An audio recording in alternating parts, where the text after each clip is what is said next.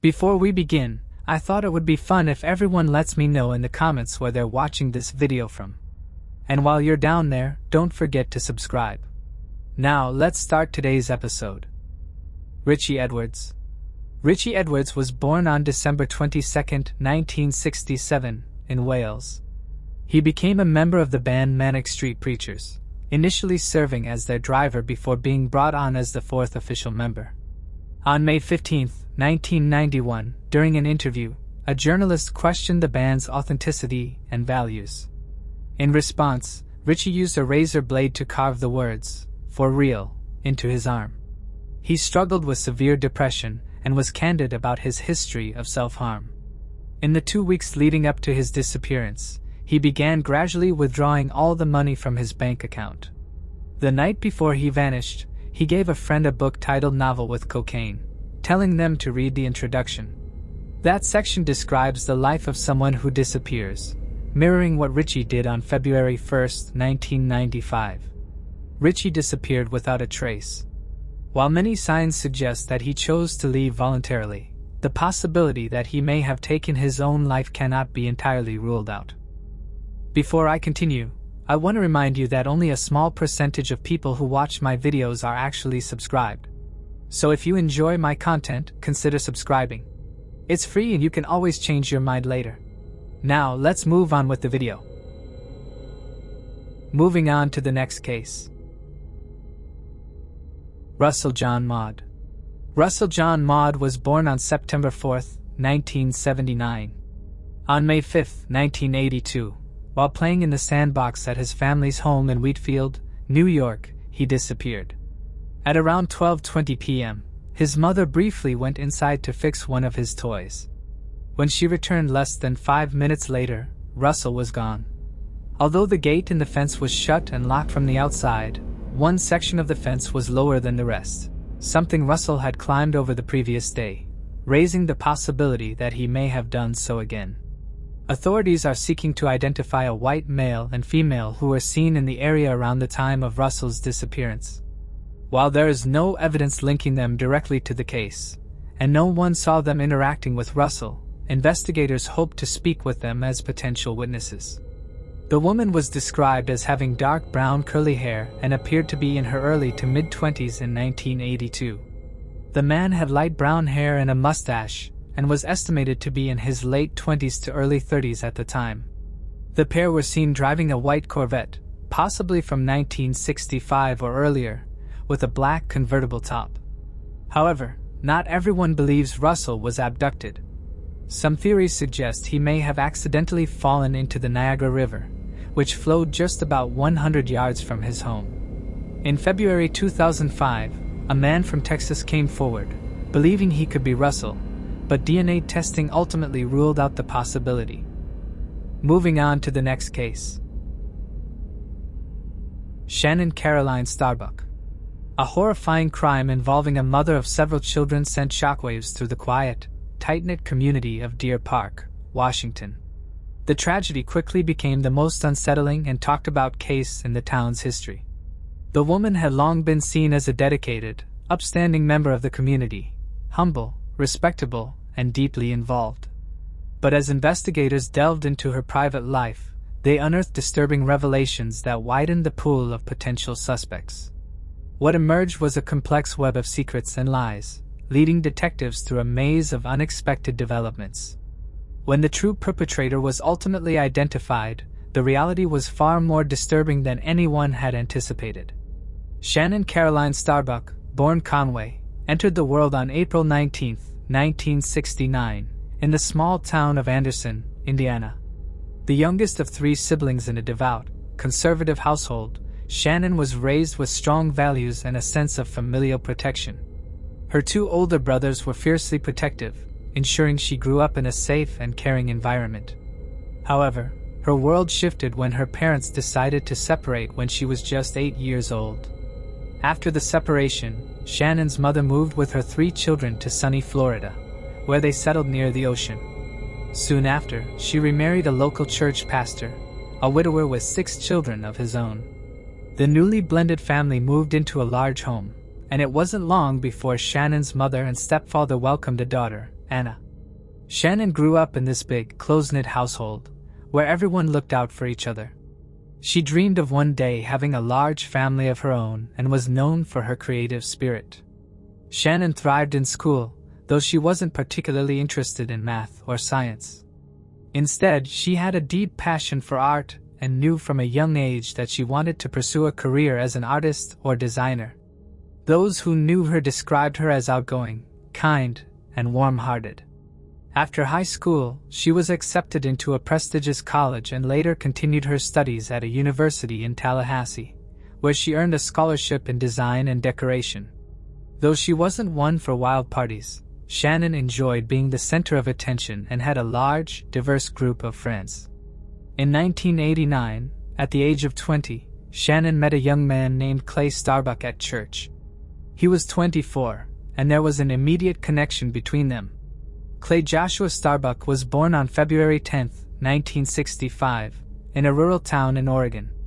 The eldest of two siblings, he grew up with his sister in a modest family. When he was 12, his family relocated to Alaska, where he later graduated high school, earned a degree in engineering, and secured a job in the industrial sector. For a time, Clay lived in Denver, where he got married and had 2 children. However, the marriage eventually fell apart, leading him to return to Alaska for a while. Then in 1989, during a visit to relatives in Florida, he attended a Sunday church service, and that was when he first laid eyes on young Shannon. From the moment they met, there was an undeniable spark between them, and soon, a romantic relationship blossomed. Shannon wasn't deterred by the fact that Clay had been through a divorce and was actively pursuing custody of his 2 children through the court system. Their shared faith strengthened their connection, and Clay quickly gained the approval of Shannon's mother. Likewise, his family fully supported his choice. In June 1990, just 8 months after they met, the couple officially tied the knot with a wedding in Florida. Afterward, they moved to Denver, where Clay successfully won custody of his children from his previous marriage. Shannon, deeply in love and overjoyed, welcomed them with open arms, treating them as her own.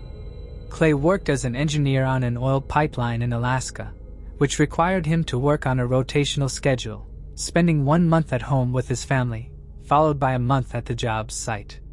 Shortly after their wedding, Shannon became pregnant. And in the summer of 1991, the couple welcomed their first child together, a son named Austin. 2.5 years later, she gave birth to another son, Blake. And in 1996, they welcomed a daughter, Logan. That same year, Shannon, now raising 3 biological and 2 stepchildren, decided to relocate to Valdez, Alaska to be closer to Clay and avoid long periods of separation. However, the drastic change in climate took a toll on the children's health, and they frequently fell ill, creating ongoing challenges for the family. Additionally, their youngest daughter was diagnosed with a developmental condition, requiring specialized care and therapy. In 1998, the couple had another daughter, Serena.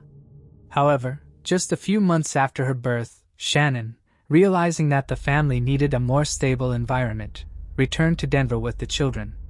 Clay continued working on his rotational schedule, splitting his time between Alaska and Colorado.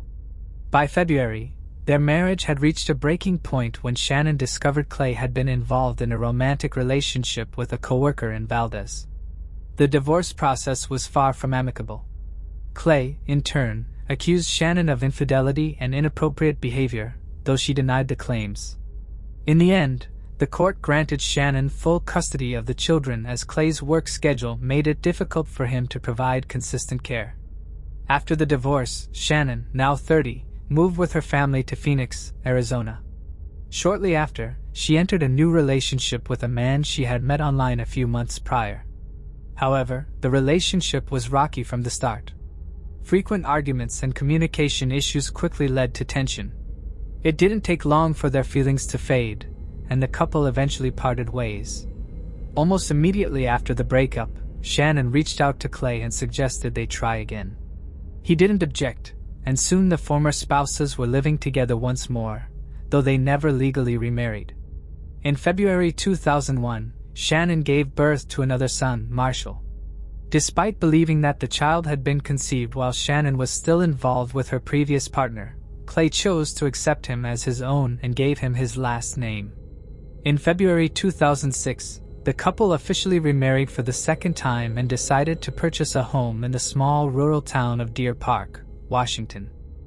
With a population of just over 3,000 people, the town was quiet, picturesque, and had a low crime rate, an ideal place to raise a family and enjoy a peaceful life.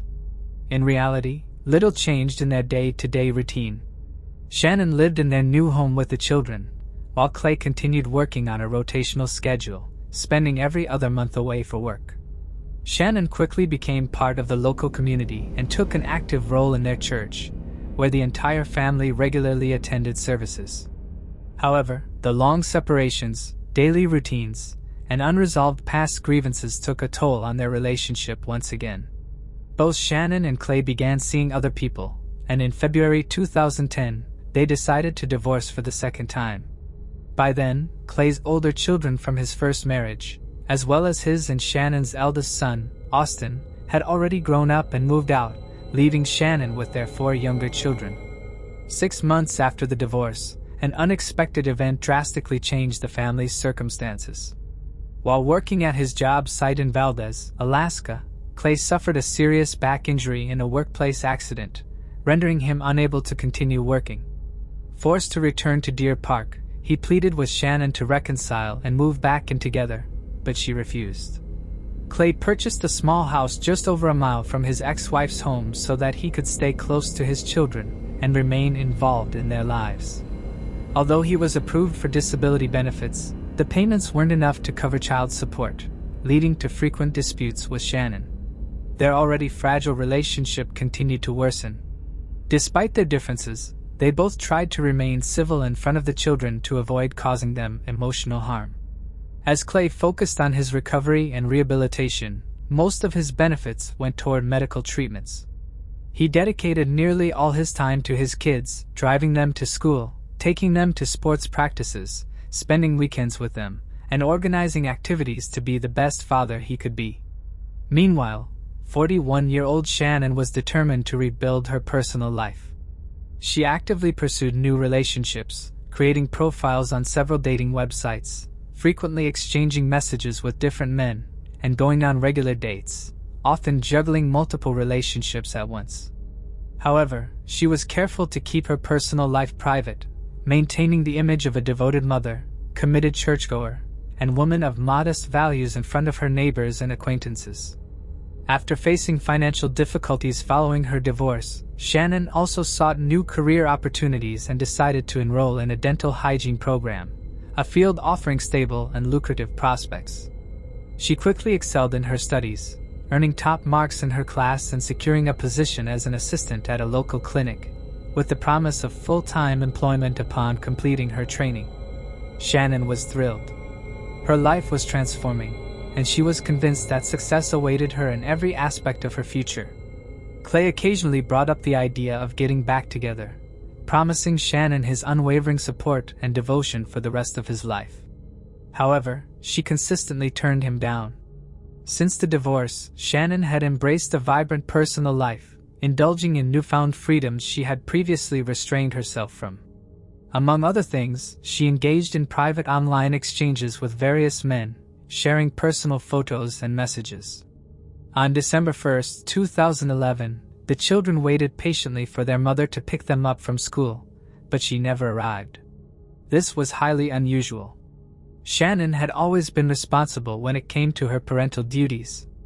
Around 3 p.m., 16-year-old Blake sent her a text asking where she was and who would be picking them up, but he received no reply. Blake, along with Logan, Serena, and Marshall, grew increasingly worried when they couldn't reach Shannon by phone. Their calls went unanswered, and their messages remained unread. About 40 minutes later, a response finally came. Shannon texted Blake saying that their father would be picking them up and asking them to wait a little longer, but as time passed, no one arrived. To make matters worse, Clay's phone was turned off. Another 30 minutes later, another text came from Shannon's phone, instructing them to contact their older brother, 20-year-old Austin, who lived on his own in the same town, and asked him to pick them up. Confused but concerned, Austin rushed to the school as soon as he could. He then drove his younger siblings to their father's house as they had originally been scheduled to stay with him. When Clay learned that Shannon had failed to pick up the children, he was visibly surprised. He also claimed he had never received any messages from her. However, he then recalled that he had been feeling unwell earlier in the day, and had taken a nap, turning off his phone and forgetting to switch it back on. When the children told him they still couldn't reach their mother, he reassured them, suggesting that she might simply be taking some time for herself, and asked them not to worry for at least a few more hours. That evening, Serena and Blake had a sports event at the school stadium, where their parents, siblings, and friends were supposed to attend as supporters. But Shannon never showed up, and attempts to contact her remained unsuccessful. Concern grew among the family members, and once the event concluded, Clay and the children decided to drive to her house to check on her. When they arrived, they found Shannon's car parked in the driveway. No lights were on inside, and the house appeared empty. No one responded to their knocks or calls, and her phone was still turned off. Strangely, none of the children had a spare key with them, meaning they were unable to unlock the door and check inside. Clay assumed that Shannon had likely gone on a date and lost track of time. After all, she knew the children were spending the night at his place, so she may have taken the opportunity to relax. Reassuring them that everything was fine, he took them home as originally planned. However, when no one was able to reach Shannon the next morning or throughout the day on December 2nd, Clay and the children decided to report her absence to law enforcement. Clay called the police, explained the situation, and requested that officers check on her home. Around 6 p.m., 2 patrol officers arrived at Shannon's residence, but nothing seemed out of the ordinary. There were no signs of forced entry, no visible disturbance, and nothing that immediately suggested foul play. It appeared as though she had simply stepped out. Without any clear evidence of wrongdoing, the officers were unable to enter the home without a warrant, so they left. Around the same time, another call came into the police. The call came from Shannon's concerned mother, who had been unable to reach her daughter for 2 days. Neither Clay nor the children had provided any clear answers about what was going on. The officers reassured her that, for the time being, there was no immediate cause for alarm and decided to wait until the morning to pursue a search warrant if necessary. It wasn't until the morning of December 3rd, around 9:30 a.m., that officers finally entered Shannon's home. The house was eerily quiet. At first glance, everything seemed normal. No signs of a struggle, no visible blood, and nothing that would suggest a crime had taken place. That is, until they reached the bedroom. What they discovered there was deeply unsettling, one of the most shocking scenes the investigators had ever encountered. Shannon's lifeless body lay on the bed, restrained, with a gag placed in her mouth. Her body was covered in extensive bruising, not from a single act of aggression, but from prolonged suffering. The perpetrator had staged the scene in a way that was both cruel and degrading, leaving behind items intended to humiliate the victim. It was evident that whoever was responsible for this crime not only wanted Shannon to suffer, but also sought to tarnish her reputation. She was known as a reserved and devout woman, and few, if any, knew of her private life. Later, forensic experts determined that Shannon had suffered nearly 100 separate injuries. She had multiple broken ribs, fractured fingers, and a crushed forearm. Her throat showed signs of repeated strangulation, inflicted both manually and with a fabric belt. There were also severe injuries indicating forced aggression of an intimate nature. However, there were no open wounds or bloodstains at the scene. The official cause of death was mechanical asphyxiation. Based on the severity and nature of the injuries, investigators believed the perpetrator had ended Shannon's life by stepping on her throat.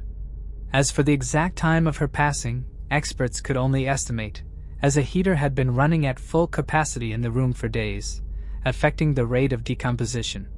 Shannon was believed to have lost her life sometime between the afternoon of December 1st and midday on December 2nd. As soon as Shannon's body was discovered, the primary suspect immediately became her ex-husband.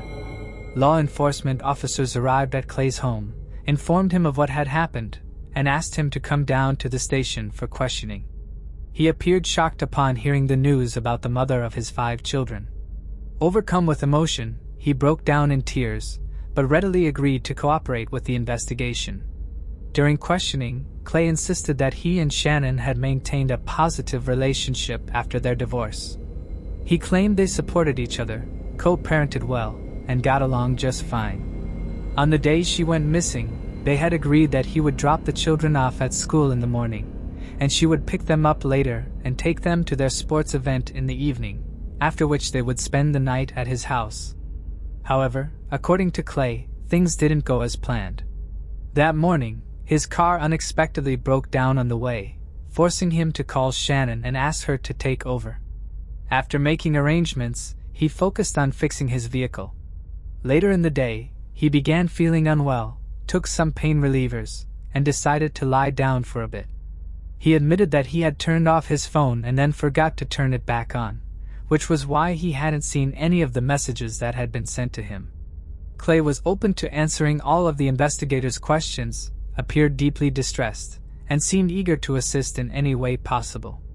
He voluntarily provided his fingerprints and a DNA sample, handed over the clothing and shoes he had worn that day, and allowed detectives to examine his phone. He even permitted officers to inspect his body for any injuries that might indicate a struggle. His children fully supported him, backing up his story without hesitation. They all insisted that their father would never harm anyone, let alone their mother, whom they believed he still cared about. According to them, everything had happened just as he described. Clay also pointed detectives in a new direction, suggesting that they should look into Shannon's dating life. He claimed that his ex-wife had been actively meeting men through dating websites, and that she didn't even try to hide it. According to him, she often invited these men over while the children were at school.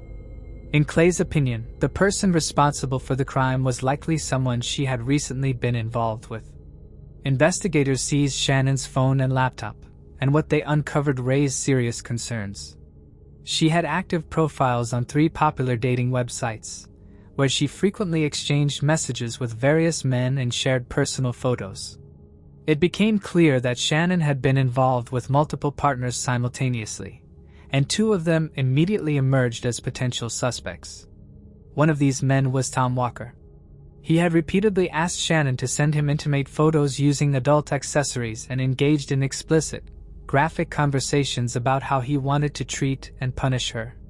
What stood out most was that Shannon had been messaging him on the morning of December 1st, making plans to meet on Saturday, December 3rd. Tracking down Tom Walker was easy since he had used his real name on the dating site, and his number was saved in Shannon's phone. He was visibly shocked when informed of Shannon's death, but he vehemently denied any involvement. He cooperated fully with the investigation, providing a DNA sample and presenting a solid alibi. On December 1st, he had been at work all day, then attended a family event in another city, not returning home until the morning of December 3rd. Once his statements were confirmed, investigators ruled him out as a suspect and released him.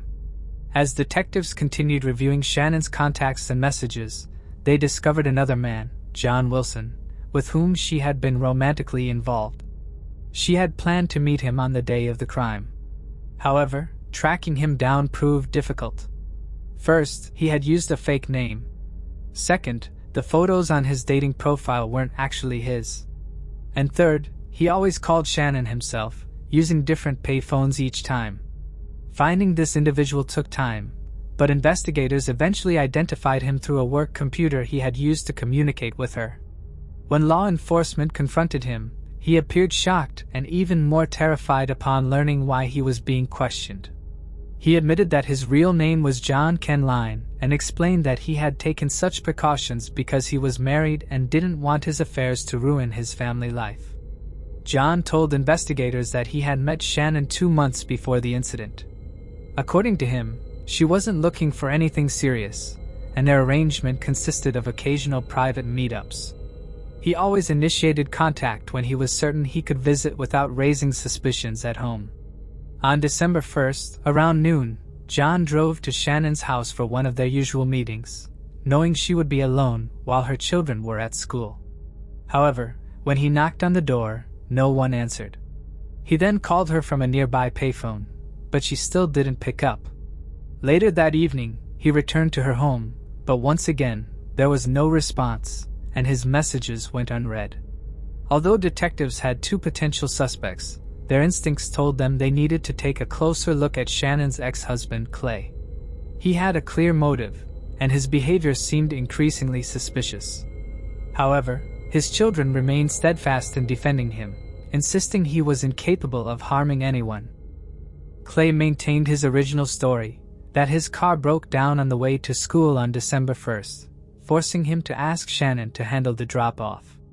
When pressed to specify exactly where the breakdown occurred, he hesitated before eventually naming a local park. However, he hadn't considered one crucial detail. Every road leading to that area was equipped with surveillance cameras.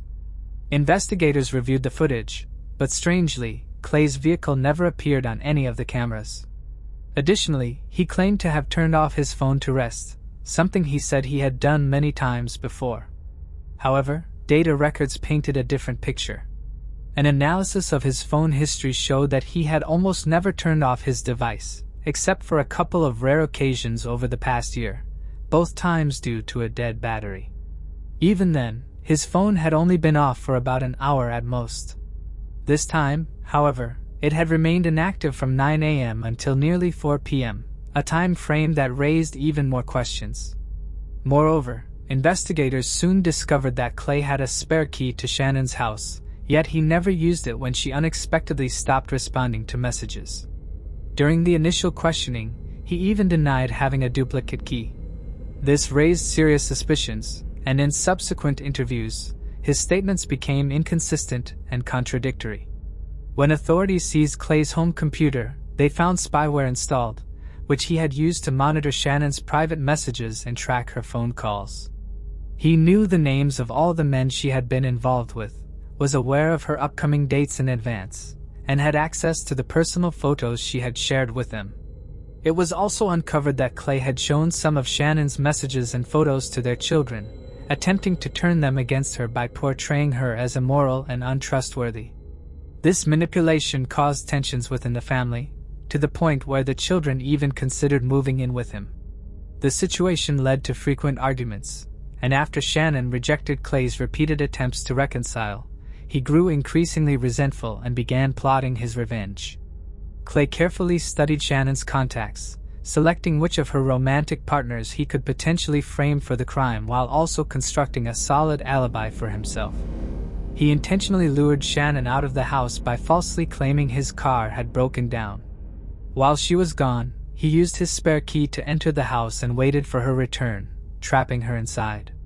For over 5 hours, Clay subjected his ex-wife to brutal mistreatment, showing little regard for leaving behind evidence. Given his frequent visits to the house, his fingerprints and DNA were easily explainable, but his actions were not just about inflicting harm. He sought to degrade her, deliberately leaving behind personal items to tarnish her reputation even after her death.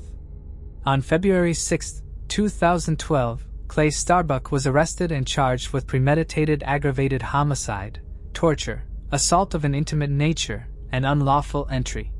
While much of the evidence against Clay was circumstantial, the sheer volume of incriminating details was enough to move the case forward to trial. Given the severity of the charges, including premeditated aggravated homicide and torture, he faced the possibility of the death penalty. The trial began in the spring of 2013 and proved to be highly complex. Clay's defense team argued that his prior back injury would have made it physically impossible for him to overpower Shannon. Furthermore, his children testified in his defense, painting their mother in a negative light and suggesting that one of her many romantic partners must have been responsible for her death. They believed their father had been framed. On June 8, 2013, Clay was found guilty on all counts. He was sentenced to life in prison without the possibility of parole. Additionally, the court ordered that he be prohibited from contacting his younger children until they reached adulthood. Moving on to the next case. Yosemite murders. On February 12, 1999, Carol's 42-year-old son, her 15-year-old daughter Julie, and Julie's 16-year-old friend Silviana Peloso left their home in Eureka, California, for a vacation in Yosemite National Park. After flying into San Francisco, where Carol rented a red 1999 Pontiac Grand Prix, they traveled to Stockton so Julie could participate in a cheerleading competition at the University of the Pacific. On February 14th, the group drove to the Cedar Lodge in El Portal, located off Highway 140 on Yosemite's western edge. They checked into a room with plans to stay for several days. Carol and her husband Jens, 43, were co-owners of a real estate business in Stockton. Jens stayed behind due to preparations for an upcoming business trip. On February 15th, the three women hiked one of Yosemite National Park's many trails. That evening, they borrowed some movies from the lodge's front desk to watch in their room. It would be the last time they were seen alive. According to lodge staff, when the room was cleaned the following day, there were no signs of disturbance or anything suspicious. The group had already completed checkout procedures and left the room keys on the desk before departing. Jens was scheduled to meet them later that evening at the San Francisco airport for a flight to Arizona. The plan was for Jens to attend a business meeting while Carol, Julie, and Silviana visited the Grand Canyon. He recalled being surprised when his wife didn't show up at the airport, initially assuming she may have misunderstood the itinerary and flown ahead. But when he was unable to reach them the following day, Jens became concerned and contacted the police. The rental car agency confirmed that Carol had not returned the red Pontiac Grand Prix, nor had she contacted them to extend the rental. This prompted local authorities and Yosemite Park rangers to begin a search in the area where the trio had last been seen. At first, it was believed they might have accidentally strayed from the main trail and gotten lost in the park. Over the next 4 weeks, police, family members, and volunteers conducted an extensive search of Yosemite and its surroundings by helicopter, on foot, and on skis. Rescuers were informed to be on the lookout for the missing red 1999 Pontiac Grand Prix or any of the women. Then Carol's wallet turned up in Modesto, California, which included her money and credit cards. Modesto was located over 100 miles away from Yosemite by car. This unexpected discovery caused detectives to shift away from the missing hiker theory and onto something far more sinister. Because of the discovery of Carol's wallet in suburban Modesto, police and the FBI searched the logical routes in and out of that area, interviewing homeowners, business owners, and anyone who may have seen them. On February 28th, the Bureau relocated its temporary headquarters from Yosemite to Modesto and made a statement that it was no longer treating the Sund incident as a missing persons case but that of a murder. More than 1,000 leads poured in. Various people confessed, yet still it produced nothing. The Bureau intensified its search, recruiting more high-tech equipment as well as air support. Unofficially, Carol's husband offered the general public a $250,000 reward for information that would lead to the return of the missing woman. After a couple weeks, he upped the sum to $300,000, but it was to no avail.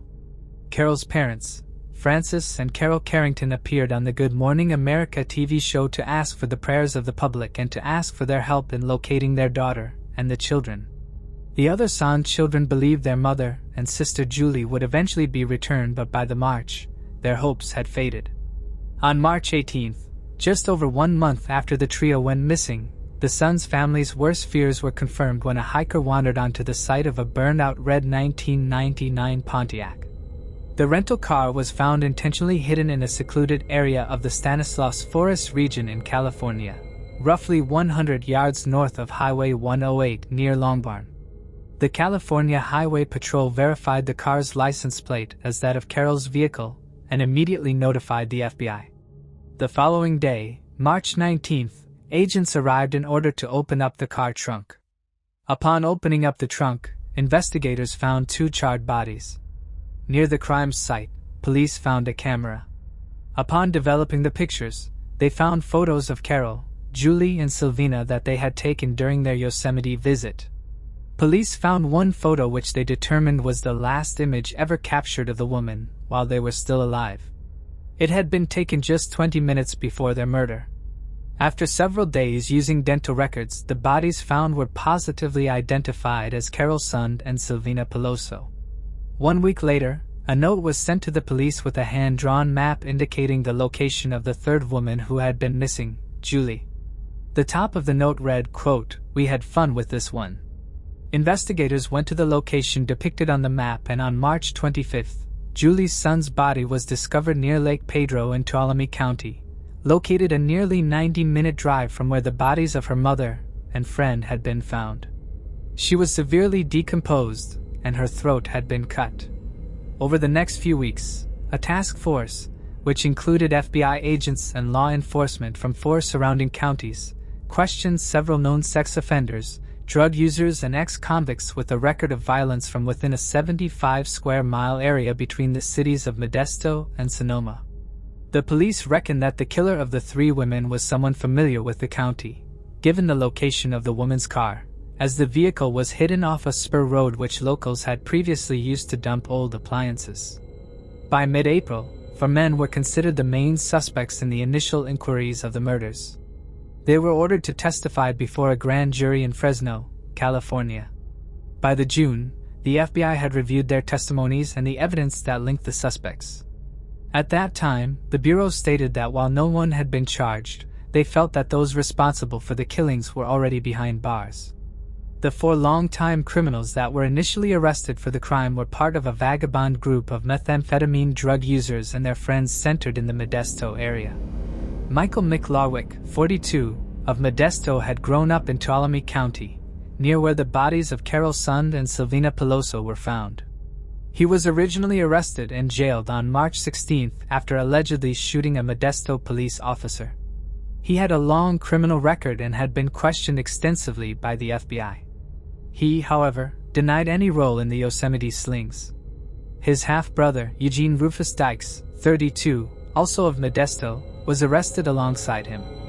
Billy Joe Strange, 39, and El Porto Parole, who had worked at the Cedar Lodge Lounge and restaurant where the murdered women were last seen, was arrested on March 5 when he allegedly reported to his parole officer with liquor on his breath. The FBI pushed for Strange's arrest, but he too denied any part in the triple homicide. The 4th person to be arrested was Daryl Gray Stevens, 55. He was Strange's roommate. Convicted in 1978 for rape and robbery, he was later jailed for failing to register as a sex offender. However, while they were arrested, none of the 4 were ever formally charged for the killings. There was one more man who was questioned and later arrested. His name was Cary Stayner. He had worked at the Cedar Lodge as a handyman. He had no criminal record, and his only previous encounters with law enforcement was for marijuana use back in 1997. He was soon released into the general public with no charges brought against him. In the summer of 1999, as visitors flocked to Yosemite National Park and its nearby towns to enjoy the scenic beauty, another tragedy unfolded.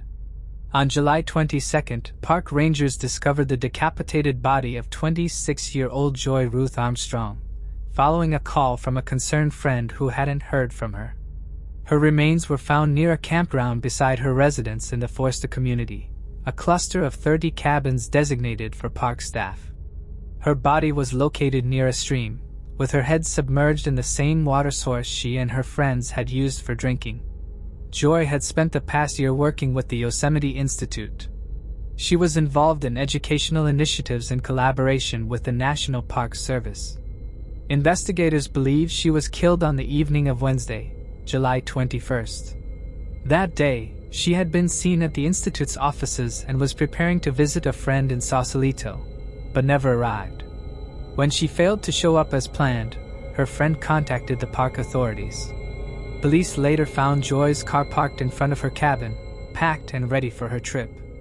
The main suspect for the second murder was a familiar face to those involved in the investigation, 37-year-old Cary Stayner. He had been one of the people questioned after the triple killings in February. At the time, no evidence had linked him directly to the crime, and he had been released. Because he was the handyman at Cedar Lodge in El Portal, where the women had stayed before they were murdered, his questioning at that time seemed to be more routine than anything else. However, this time, FBI agents detained him and forced him to answer questions about the current murder. Investigators searched his truck and confiscated his backpack for examination. With no concrete evidence located, he was released. However, the FBI warned him not to leave El Portal. Police had found car tire marks and footprints outside of Joy's cabin. A witness also remembered a distinct blue with white stripe International Harvester Scout on the road where Joy's cabin was located. Detectives soon realized that the vehicle had matched the description of Cary Stayner's vehicle. Another witness recalls how after being questioned, Stayner was furious that authorities had taken his backpack. He was also angry that his truck had been searched. Stayner's apartment was searched later in the day and authorities discovered evidence that concretely linked him to Joy's murder. By Friday, July 23, Stayner had disappeared from the area. When agents came to arrest him, they instead located him at the Laguna del Sol nudist colony, which he frequently visited. Its manager had seen a story on television and had recognized Stayner's photo as one of his guests. He promptly notified the FBI and agents descended on the colony, returning Stayner to El Portal on Saturday where he was put through a more lengthy interrogation. On the way to his police interview, Stayner confessed to a detective in the car that he had murdered Joy Armstrong. He described the killing quote as if he was reading a soup label, recalls John Boyles, an FBI agent on the case. Soon after, Stayner confessed to murdering Carol, Julie and Sylvina. Stayner said to investigators, "I want you to get a hold of some producers in Los Angeles. I want a movie of the week made about my story." Many believe that in this request, he was recalling the fanfare regarding his brother's prior perilous experience. Stephen Stayner was 7 years old, and in the second grade when he was abducted in 1972. On December 4th, in what would become a story of international proportions, Cary's little brother, Stephen, was walking home from school when a man named Irvin Murphy stopped him. He asked if Stephen's mother would be interested in donating to a church. When Stephen said yes, Murphy then asked him where he lived and if he would be willing to take Murphy to his home. After the boy agreed, a white Buick driven by Kenneth Parnell, a convicted offender, pulled up and the boy climbed into the car with Murphy. Parnell then drove the confused boy to his cabin in nearby Cathy's Valley. Stephen later recalled, quote, "They passed the road that I lived on and they said that we will just call your parents to see if you can stay the night." The kidnapper, Kenneth Parnell, then proceeded to manipulate the young boy, lying to Stephen that he had gone to court and had, quote, gotten possession of him. Parnell molested Stephen the first night at the cabin and began assaulting him 13 days later on December 17, 1972. A week into his abduction, Stephen was ordered to call Parnell Dad and was told that he now had a new name, Dennis Parnell. At the beginning, he sort of like brainwashed me to believe that my parents didn't want me. Stephen says that he was, quote, always scared of Parnell, which is why he never told anyone about the molestation or the rape.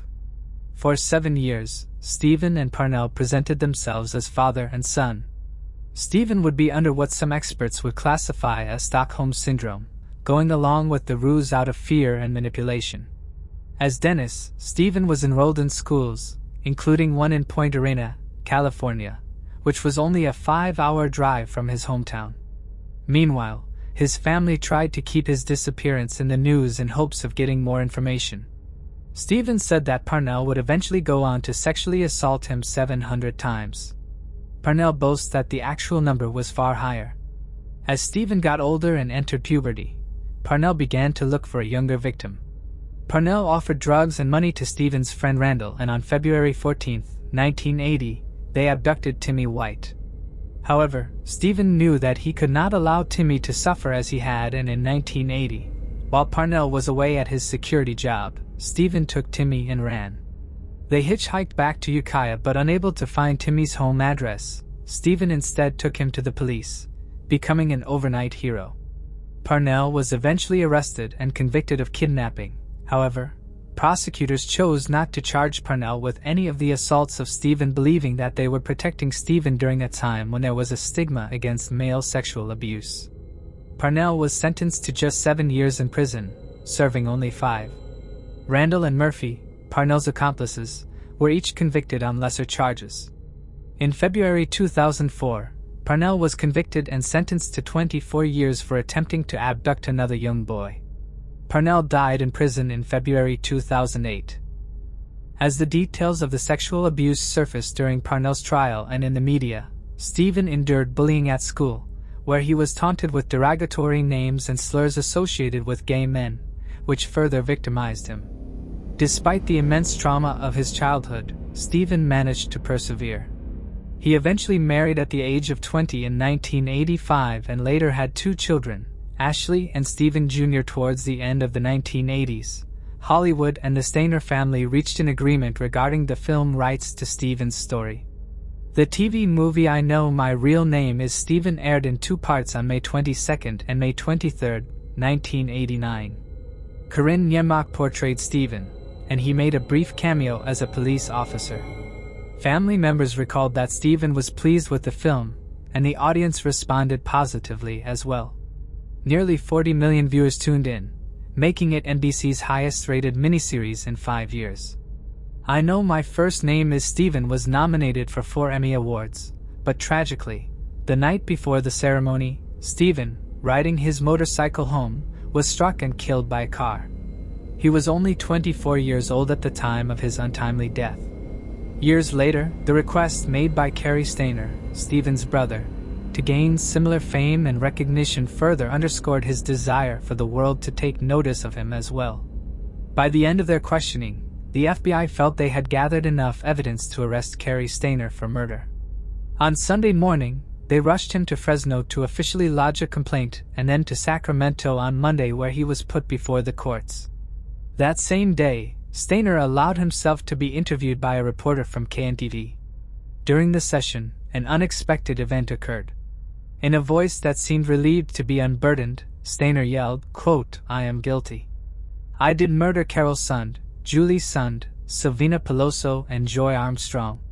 Later in the interview, he also insisted that none of the women were sexually abused in any way, a point with which the prosecution takes umbrage. In the televised interview, Stainer said he had fantasized about killing women for the last 30 years. He describes in detail how he murdered each one of them. He said he had strangled Silvina and Carol in their rented cabin in the Cedar Lodge Motel. He then detailed that he took Julie to a lake where he killed her early the following day. Stainer said that while he thought he had gotten away with his earlier crimes, he could not resist the urge to kill Armstrong after he struck up a chance conversation with her. Concluding the interview, he addressed the victims' families saying, quote, "I'm sorry their loved ones were where they were when they were. I wish I could have controlled myself and not done what I did." FBI sources claimed that Stainer had already confessed his guilt during the Saturday evening interrogation. In the Bureau's perspective, this time they certainly had the right man. He had given the FBI details that only the killer would have known in such specificity that the agents were able to recover evidence confirming his confession. It was confirmed that knives were used in the slayings and the weapon suspected in Joy Armstrong's death was eventually recovered. According to Special Agent Christopher Hopkins, both the FBI's evidence response team and the Mariposa County Sheriff's Office collected items of potential interest from room 509 at the Cedar Lodge Motel, the room in which Stainer sexually assaulted Julie and Silvina, later murdering them both. In his interview, Stainer claimed that hair from his body was left on the bedspread in their motel room but that he later returned and changed the bed. In his interview, Stainer claimed that hair from his body had been left on the bedspread in their motel room but that he later returned and changed the bed. The FBI laboratory found hairs and vacuum sweepings taken from room 509 and bodily fluid stains on a blanket. They also found a palm print on the windowsill which matched Stainer's. Stainer claims he found Joy with duct tape which later was found and had hair evidence. Agents seized clothing stained with blood from the body, and although most of the stains were likely to include Armstrong's blood, Stainer was observed to have a laceration on his hand and therefore may have been cut and bled during the attack. Fingerprints were also lifted from the interior of Joy Armstrong's truck. A motel handyman recalled that Stainer's only passions seemed to be nude sunbathing and hiking. On days off, he would escape to Laguna del Sol, a nudist colony in Sacramento County. The Cedar Lodge had hired Stainer as a handyman in 1997, 2 years before the murders. They gave him the use of a small apartment on the top floor. management says they found him to be a hard worker and honest. In his capacity, Stainer performed technical and housekeeping duties, from fixing electrical and mechanical breakdowns to delivering extra towels and bedding directly to guests' rooms. Those who worked with him recall he usually ate lunch and dinner at the motel restaurant. However, he never made any close friends. At the age of 3, Stainer received a diagnosis of trichotillomania, a condition characterized by compulsive hair pulling, often resulting in noticeable bald patches. Despite being prescribed medication, the impact of the trichotillomania persisted throughout Stainer's high school years.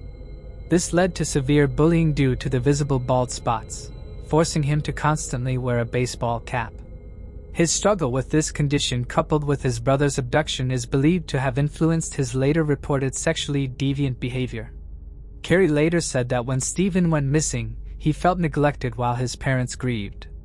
When Stephen escaped and returned home, he received massive media attention, and Stainer says he felt overshadowed by the attention his brother got. The FBI was initially reluctant to point solely to Stainer as the only killer because they and many others did not believe that he acted by himself. Given the brazen killing of the 3 women in the Cedar Lodge Motel and the disposal of the bodies, many residents were convinced that not one person could have created so much horror. As Letty Carolyn Berry, the owner of the Yosemite Rosebud Lodge, which is just west of Cedar Lodge, said of the community response that the logistics of the crime indicated there had to be more than one person involved. Privately, some members of the Sund and Peloso task force were saying the same things to the media, ruminating that it was difficult for some investigators to believe that Stainer alone could have gotten the jump on all 3 women without any help, let alone have disposed of their bodies.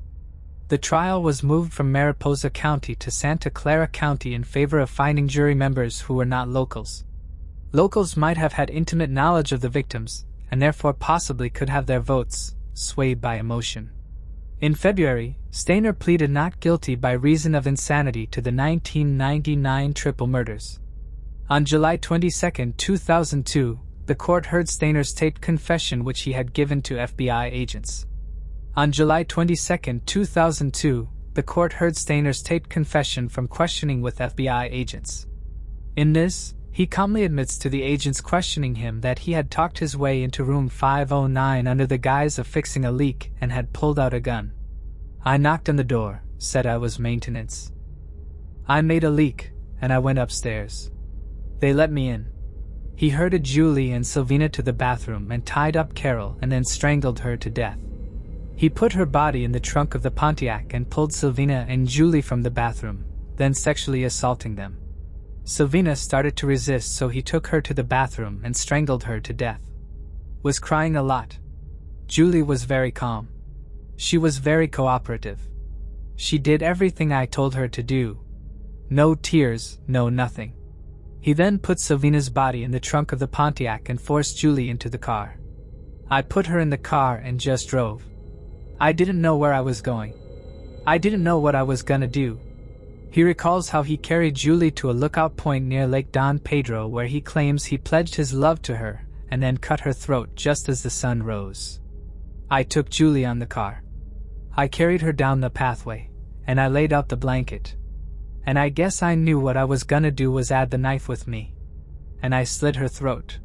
He recalls that he abandoned the group's rental car with the bodies of Carol and Sylvina inside, returning 2 days later to burn the evidence and to retrieve the wallet which he later dumped in Modesto to confuse authorities.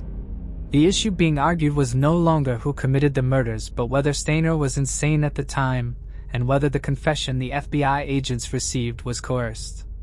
Stainer, clad in a red jail jumpsuit, bowed his head throughout the trial but showed no emotion. Stainer was already serving his life sentence for the murder of Joy Ruth Armstrong, the hiker who he killed in the summer of '99. After sustained questioning by the FBI, he had eventually admitted his guilt and said that the day Joy disappeared, he was driving his car to Floresta where he saw the young woman. She was packing her car as she prepared for a trip. And I was just over there throwing rocks in the creek and stepped in the ocean and walked out again and think it seemed like she was alone. I had a backpack, a small green backpack. In a backpack, I had a .22 revolver. I just pulled out the gun and put it to her head. She turned around and freaked out.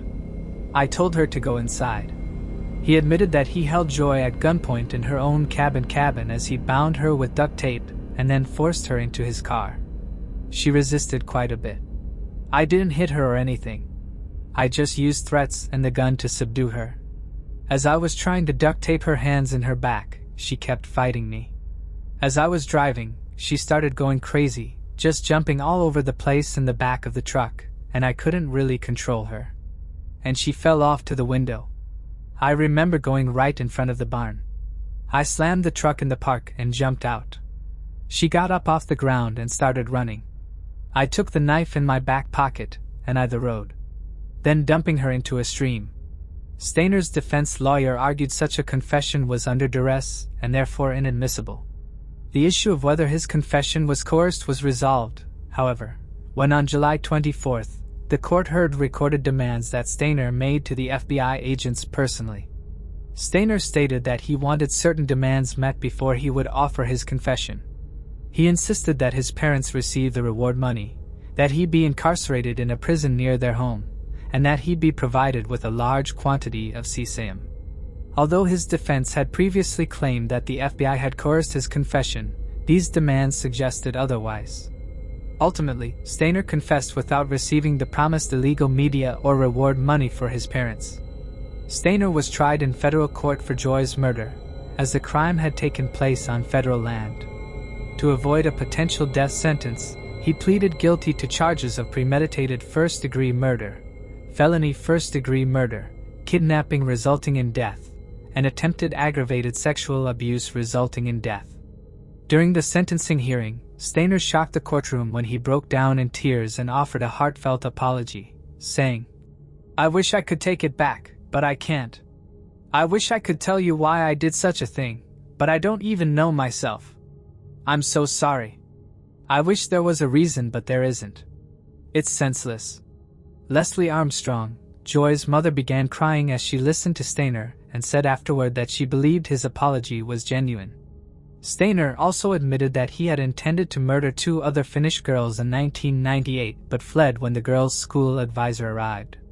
His lawyers claimed that the Stainer family had a history of sex abuse and mental illness manifesting itself not only in the murders but also in Stainer's obsessive-compulsive disorder, and in his request to be provided with images in return for his confession.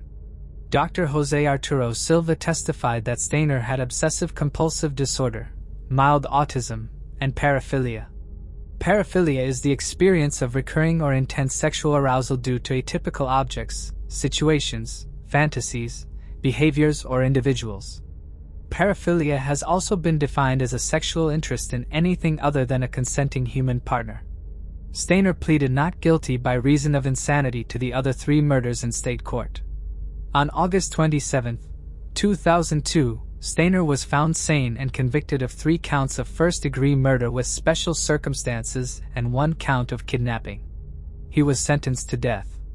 At the closing of the case, the judge said there was overwhelming evidence against Stainer and that the devastating emotional toll justified a death sentence.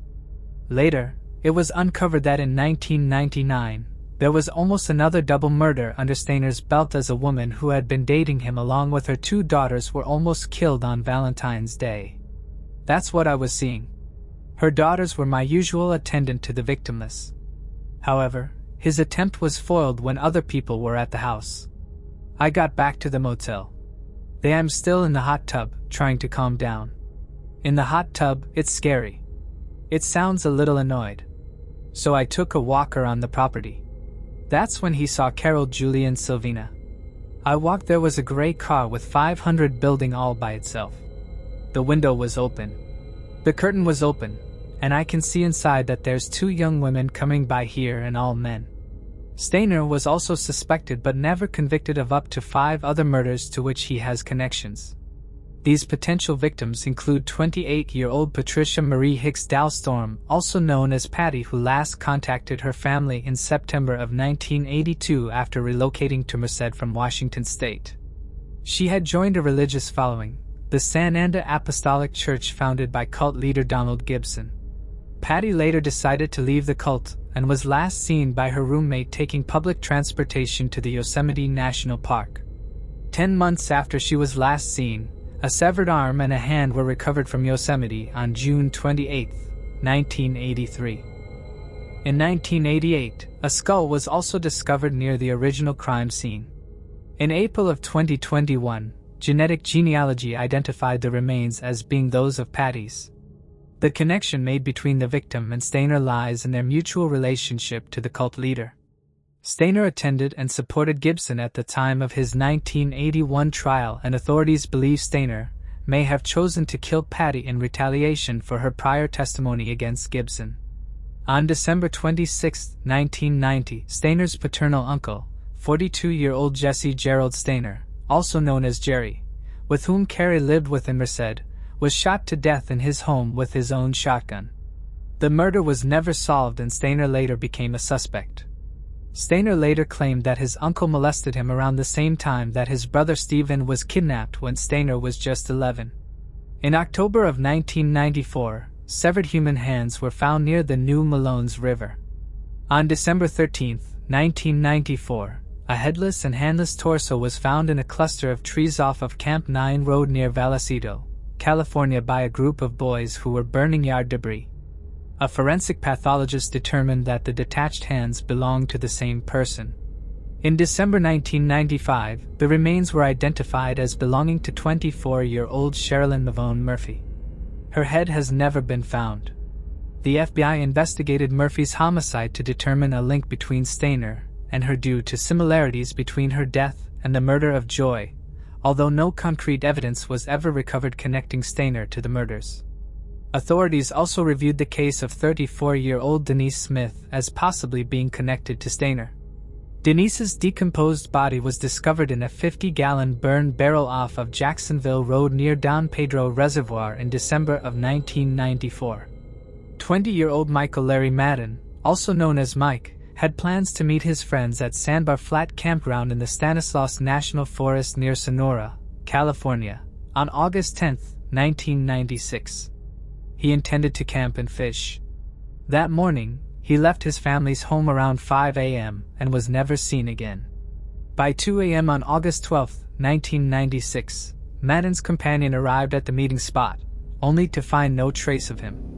Authorities have considered the possibility that Madden could have been another victim of Stainer, as Yosemite National Park, Stainer's known killing ground, was just 75 miles east of Sonora. After being sentenced to death for his brutal crimes, Stainer has been held at the Adjustment Center on death row at San Quentin State Prison in California. He has remained on death row since February 2002, with no executions taking place in California following a 2006 court ruling. Yosemite's once pristine landscape, now marred by horrific events, stands resilient, much like the native people who once called the land home. The rugged backcountry trails are now filled with tourists, and few would be able to recount the lives deliberately taken on those very trails by Carrie Stainer. However, the memories of those lost continue to live on in the hearts and minds of their friends and families. Thanks for watching. I hope you enjoyed exploring these intriguing cold cases with me. If you found the video fascinating, don't forget to give it a thumbs up and subscribe to Cold Case Mystique for more deep dives into unsolved mysteries. Your support helps me bring you more compelling content. Leave a comment below with your thoughts or any cases you'd like me to cover next. See you in the next video, and remember, the search for truth never stops.